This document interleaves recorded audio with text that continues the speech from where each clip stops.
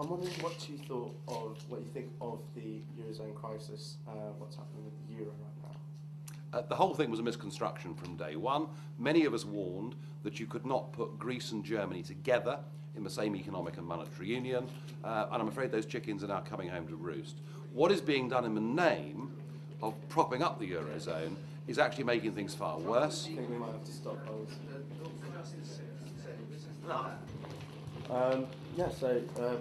Germany and Greece. From the start, the whole thing was a misconstruction. Never, ever could Greece and Germany work together in the same economic and monetary union. That was never going to happen. Many of us predicted it. Those chickens are now coming home to roost. But what is now being done in the name of keeping the Eurozone going is a disaster for both the north and the south of Europe. The southern European states are now stuck inside an economic prison of the Euro, where their democracy has been stripped from them. They're taking to the streets, and if we're not careful, there'll literally be violent revolution. And in the north of Europe, who've got debt problems anyway, countries like France, by participating in this, are threatened with losing their AAA credit rating. This is not working for anybody. I can't believe that David Cameron is the most enthusiastic cheerleader for them all giving up democracy totally and pushing on to a full political union. What are we doing? Cameron said in the Commons the other day that when your neighbour's house is on fire, you should help them. He's throwing petrol on it. So, do you think that we should be splitting from the Euro, away from the Eurozone? Well, I think the trouble is that as the Eurozone step by step moves towards that full political union, we, still as full members of the EU, will be dragged in its wake. One proposal that's come forward is a financial transaction tax, which would be devastating for the City of London. You know, what I'm told, now is not the time, because of the crisis, for us to talk about Britain's relationship with the EU. I would say it couldn't ever be a better time for us to say, look guys, we're going to have a free trade deal with you. We're going to cooperate with you. We're going to have reciprocal deals on student exchanges and foreign workers. We'll do all of those things. But actually, do you know what? We'd rather govern our own country.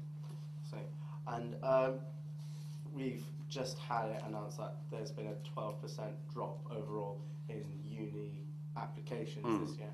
And were you opposed to the cuts and the imposed on the universities? Well, I have been opposed from the start to this crackpot target of 50% of youngsters that should go to university.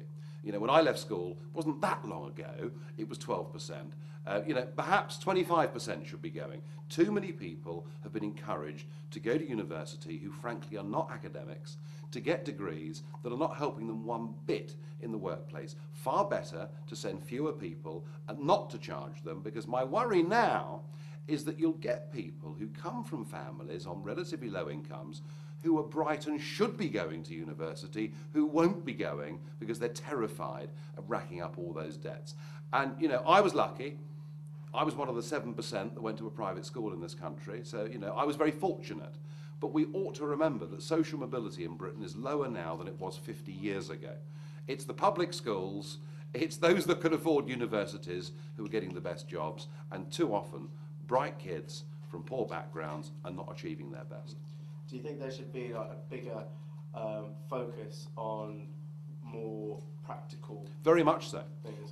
It's a very odd thing in this country, but we sneer and we look down at people. Such as apprenticeships. Well, exactly. You know, I mean, if in Germany, age 15 or 16, your son or daughter says, I want to become an interior designer, I want to become a carpenter, you say, fantastic, that's great. We say, oh no, you've got to go and get a degree. You know, we've become very snobby about trades, and it's stupid.